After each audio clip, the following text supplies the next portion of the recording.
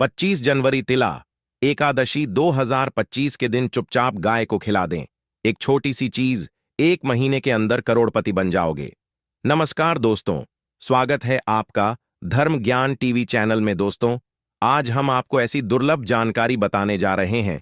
साल 2025 में पढ़ने वाली प्रथम एकादशी तिला एकादशी बहुत ही महत्वपूर्ण और शक्तिशाली एकादशी है। पुत्रदा एकादशी का व्रत महिलाएं अपनी पुत्र की लंबी आयु के लिए रखती हैं। अगर आप तिला एकादशी के दिन अगर आप पूजा पाठ करने के साथ साथ अगर आप गौ माता से जुड़ा यह उपाय कर लेते हो तो यकीनन आप पर भगवान श्री हरि विष्णु और धन की देवी माता लक्ष्मी की असीम कृपा होगी और आप धनवान बन जाओगे। आप धनवान ना बने तो मुझे बताना दोस्तों, मैं सौगंध खाता हूं। बस जो उपाय आपको बताया जाए वह उपाय कर लेना। चलिए जानते हैं। शती एकादशी के दिन चुपचाप गाय को खिला दें। यह एक छोटी सी चीज, करोड़पति भी अरबपति होंगे। सभी संकट और आसान से मुक्ति, मृत्यु दंड पितृदोष तुरंत होगा। पूरे साल आपके भरे रहेंगे अन्य धन के भंडार। यूं कहें कि आपकी पीढ़ी दर पीढ़ी करेंगी। रूपों पैसों पर राज बैंक बैलेंस बढ़ता चला जाएगा। आपके घर में वेतन है, आपके घर की जो भी सेविंग है, आपकी तिजोरी में जो भी धन रखा हुआ है वह कभी खर्च नहीं होगा और बढ़ता ही जाएगा। सभी दुख दर्द संकट कष्ट दूर हो जाएंगे दूर, और सभी सुख आपके कदमों में आ जाएंगे। सभी सुख आपके कदम चूमेगी। यदि आप यह एक छोटी और खास चीज चुपचाप गाय को खिला देते हैं तो तत्काल गरीबी आपके जीवन से खत्म हो जाएगी। योग से राजा बन जाता है और 33 करोड़ देवी देवताओं को धारण करने वाली गौ माता की असीम कृपा व्यक्ति पर आजीवन बसती है। व्यक्ति के ऊपर 33 करोड़ देवी देवताओं का आशीर्वाद प्राप्त हो जाता है। व्यक्ति के घर में कभी भी अन्य धन वस्त्र की कमी नहीं होती। अन्य धन के भंडार व्यक्ति के घर में भरे रहते हैं। तिला एकादशी के दिन गाय का यह उपाय करने से व्यक्ति के जीवन से तत्काल गरीबी खत्म हो जाती है। तो दोस्तों, कौन कौन से बेगों माता से जुड़े खास और महत्वपूर्ण उपाय हैं जिन्हें यदि तिला एकादशी 2025 के दिन कर लेते हैं? तो दोस्तों, गाय का उपाय बताने से पहले मैं आपको तिला एकादशी पूजा के बारे में थोड़ा सा जानकारी दे देता हूं कि तिला एकादशी को है किस दिन का। 24 या 25 जनवरी तिला एकादशी को है। किस दिन का स्नान करना है दोस्तों? जिस दिन का इंतजार दुनिया भर के हर हिंदू भाई हैं को रहता है, वह दिन अब आ गया है। दोस्तों, आपकी जानकारी के लिए बता दें, हिंदू धर्म में बहुत सी एकादशी आती है, पर इस नववर्ष 2025 में पढ़ने वाली प्रथम एकादशी में सर्वश्रेष्ठ एकादशी तिला एकादशी बहुत ही धूमधाम से मनाई जाती है।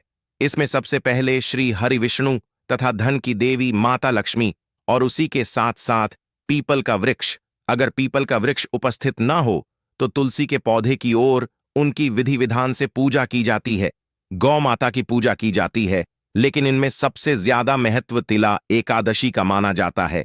शास्त्रों में, वेद पुराणों में साफ साफ लिखा हुआ है, पौष महीने की एकादशी में तिला एकादशी श्री हरि विष्णु धन की देवी माता लक्ष्मी, उनके साथ साथ कुबेर देवता जी का आशीर्वाद प्राप्त करने का सबसे सुनहरा दिन होता है। इस दिन भगवान श्री हरि विष्णु तथा धन की देवी माता लक्ष्मी बहुत ही ज्यादा प्रसन्न मुद्रा में होते हैं और अपने दोनों हाथों से अपने भक्तों पर कृपा बरसाते हैं। एक तरफ दोस्तों मान्यता है, तिला एकादशी के दिन जो चंद्रमा होता है वह अन्य दिनों के मुकाबले सबसे ज्यादा प्रकाशमान होता है।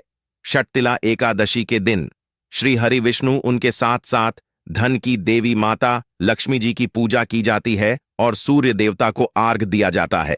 महिलाएं तिला एकादशी का व्रत रखती हैं और पीपल वृक्ष के परिक्रमा देते हुए पूजा को सफल करती है।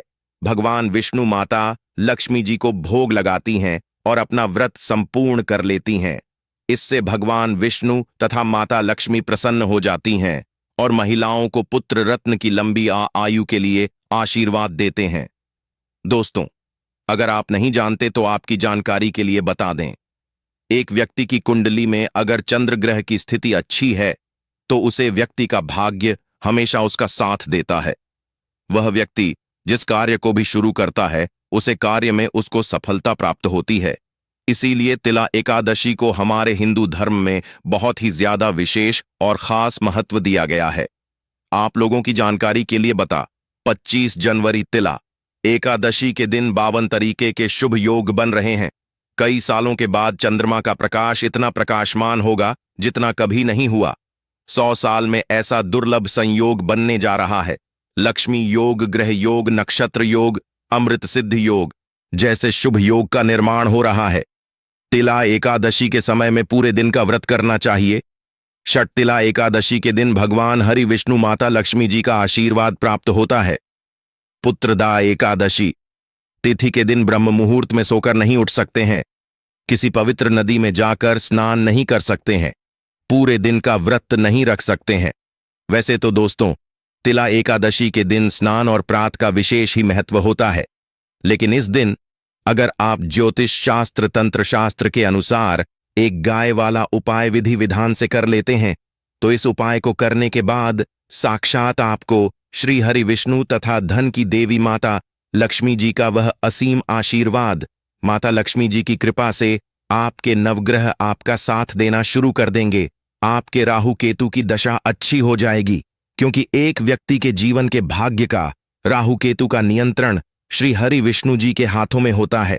दूसरी तरफ इस उपाय का जिन्हें करने से आपके जीवन के जो भी दुख, दर्द, संकट है या कामयाबी होने में कोई बधाई आ रही है, सभी से छुटकारा मिलने वाला है। यूं कहे कि आपके जीवन में अपार धन सुख, कभी भी धन से संबंधित परेशानी नहीं रहेगी और आपकी जिंदगी प्रबल हो जाएगी। धन प्राप्ति के योग्य बन जाएंगे और जीवन में सदैव अन्य धन के भंडार आपके घर में भर रहेंगे। अन्य धन वस्त्र कभी कमी नहीं होगी। आपको बता दें, इस तिला एकादशी श्री हरि विष्णु तथा धन की देवी माता लक्ष्मी जी की पूजा के साथ साथ हनुमान जी, मंगल देवता और भगवान शनिदेव की भी पूजा जरूर करनी चाहिए। आपको बता दें कि इस दिन यदि आप हनुमान जी और मंगल देवता भगवान शनिदेव की पूजा करते हैं तो मंगल का ग्रह जनित दोष भी दूर हो जाता है। व्यक्ति के जीवन में धन सुख संपत्ति की प्राप्ति हो जाती है। समस्त मनोकामना व्यक्ति की पूर्ण हो जाती है। दोस्तों, आपको हम बता दें कि ऐसी ज्ञानवर्धक जानकारी आपको हम पैसों में भी बांट सकते थे, पर हमारे चयन चैनल का मकसद है जनहित में जन कल्याण एवं जन सेवा करना। इसीलिए आपके लिए जो जानकारी बताते हैं वह फ्री में बताते हैं। इसलिए आप इस वीडियो को भी जरूर लाइक करें। और दोस्तों, मैं आपसे एक अनुरोध और करना चाहूंगा कि आप अपनी राशि कमेंट बॉक्स में जरूर डाल दें, जिससे कि आपकी राशि के अनुसार हम आपको कुछ ऐसे उपाय बता सके जिससे आपको लाभ की प्राप्ति हो। क्योंकि हम राशि से जुड़े उपाय भी आपको बताते हैं, तो आप कमेंट बॉक्स में अपनी राशि हमें जरूर बताएं या अपना नाम बताएं, जिससे आपके लिए कुछ हम ऐसे उपाय बता सके। साथ में जय गौ माता अवश्य लिखें दोस्तों। साथ ही से जो नए साल का एक उपाय तो जरूर करना है। गाय का उपाय बताने से पहले एक उपाय आपको बता दें। इस उपाय को लाइक जरूर करें। क्या करें कि शाम के समय पीपल के पेड़ के नीचे आपको सरसों का चौमुखी दीपक, आटे का दीपक बनाना है। चौमुखी दीपक में आगे की बाती लगाकर सरसों के तेल का दीपक ज देना है। आटे का दीपक बनाएं, जो मुख्य तेल डालें उसमें बाती ही डालें। लाल वाली कलावे की दीपक जला दें। 4-4 बाती लगाकर चारों दीपक मतलब 4 भाग उसके बन जाएं। हर एक भाग को जलाएं और बीच में 2 सबूत फूल वाले लौंग भी डाल दे। फिर देखिए कैसे चमत्कार आपके जीवन में होता है। शाम के समय जलाकर उसे छोड़े, मनोकामना मांगकर छोड़ दें। दोस्तों, अभी तक अपने चैनल को सब्सक्राइब ना किया हो तो जरूर कर ले। इससे आपको और भी ज्ञानवर्धक जानकारी सीधे माध्यम से प्राप्त हो सके। दोस्तों, यह गौ माता वाला उपाय बहुत ही प्रभावशाली उपाय बताया। मैंने आपको इस उपाय को जरूर करें। बहुत ही लाभकारी उपाय बताया है, बहुत ही आपको लाभ देगा यह उपाय। और अब बात करें गौ माता से जुड़े कौन कौन से उपाय आपको इस दिन, मतलब गाय से जुड़े, जिन्हें करने से व्यक्ति को 7 पीढ़ियों तक बैंक बैलेंस की कमी नहीं होती। दुख, दर्द, संकट, कष्ट दूर हो जाते हैं और सभी सुख व्यक्ति के कदमों में आ जाते हैं। तो दोस्तों, तिला एकादशी के दिन आपको गौ माता की पूजा अवश्य करना है और गौ माता को जो भोग तिला एकादशी के लिए बनाया गया था उसे भोग से 2 पूड़ी जरूर ही खिला देनी है। सूखी पूरी नहीं खिलाना है। पूड़ी के ऊपर आप मिठाई या कोई सब्जियां, हलवा जो भी बनाया है वह आपको गौ माता को जरूर ही खिलाना है। दोस्तों, हर एक और मांगलिक काम में गौ माता या उनसे जुड़ी चीज जैसे गाय का गोबर, गोमूत्र, गाय का दूध अथवा गाय के दूध से बना घी जरूर शामिल करें। इससे आपको पुण्य भाव की प्राप्ति होगी।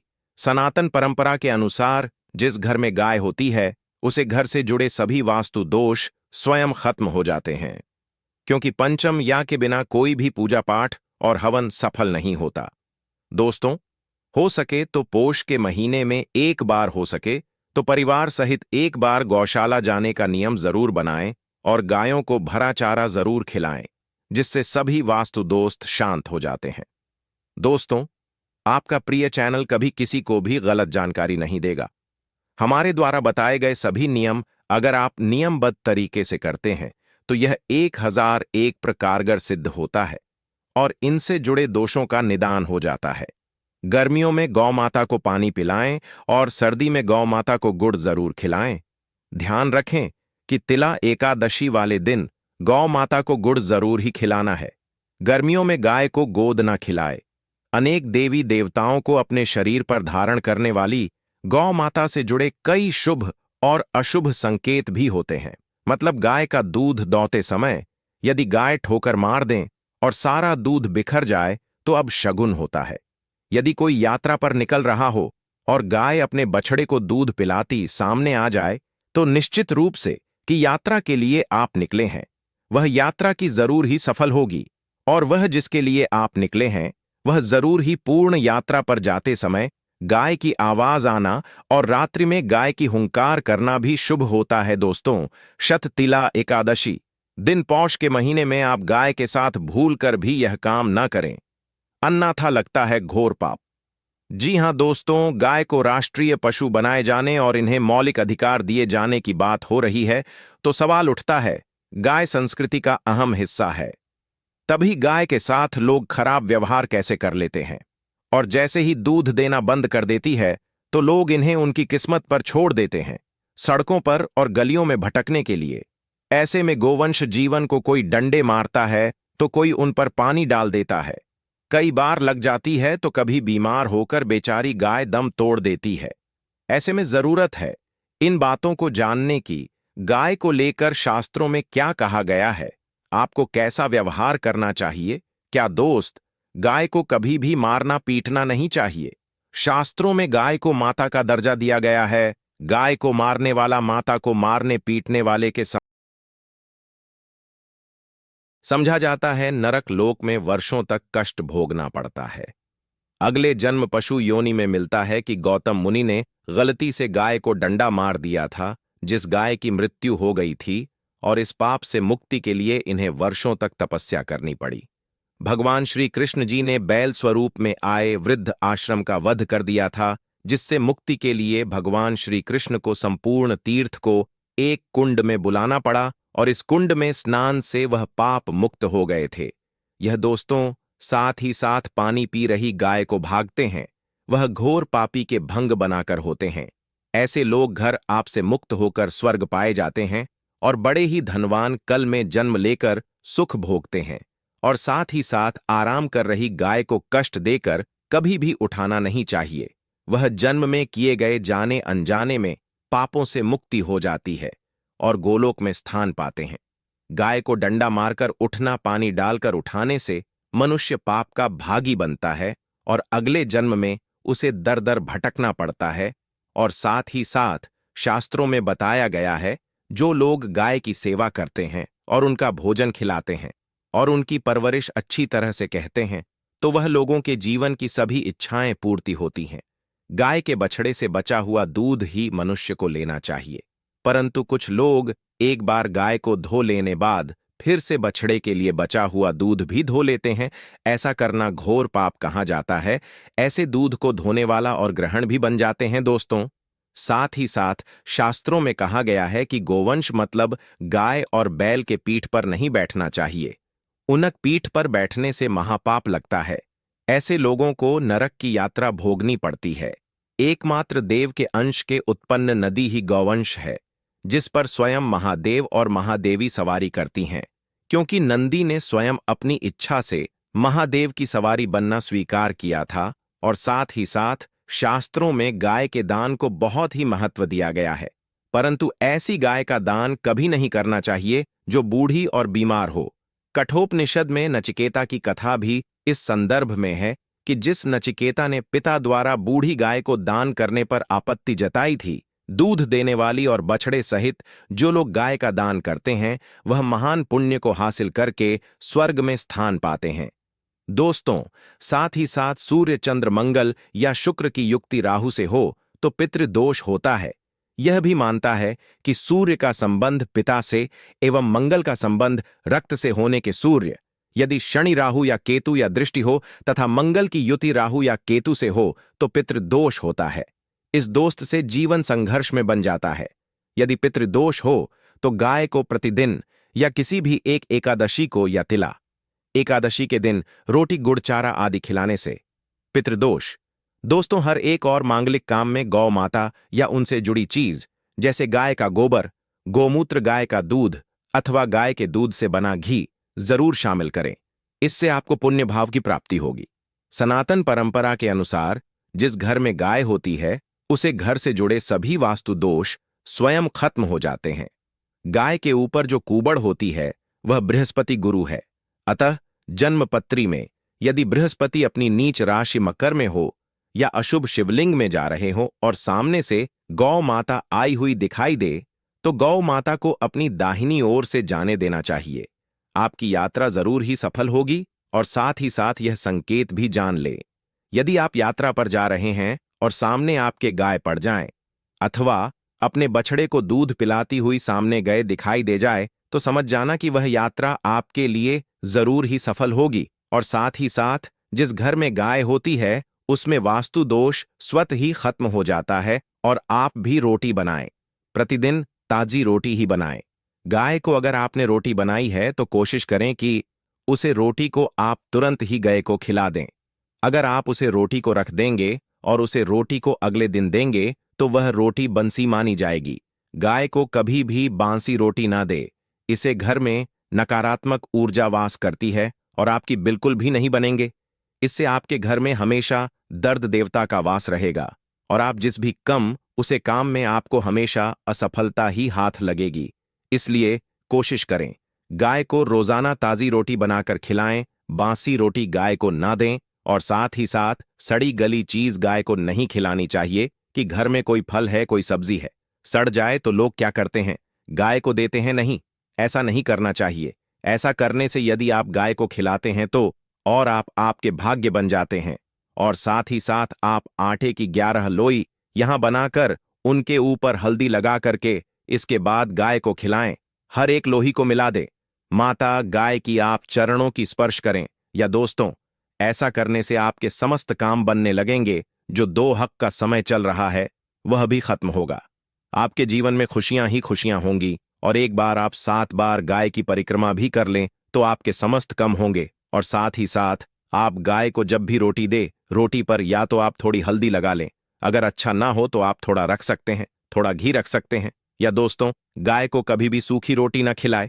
सूखी का मतलब गए रोटी रखें, उसे पर कुछ ना कुछ रख कर खिलाएं। हल्दी रख ले मिश्री की या जो भी रख ले, मतलब खाली रोटी नहीं खिलानी। इस बात का जब भी आपको शुभ फलों की प्राप्ति होगी।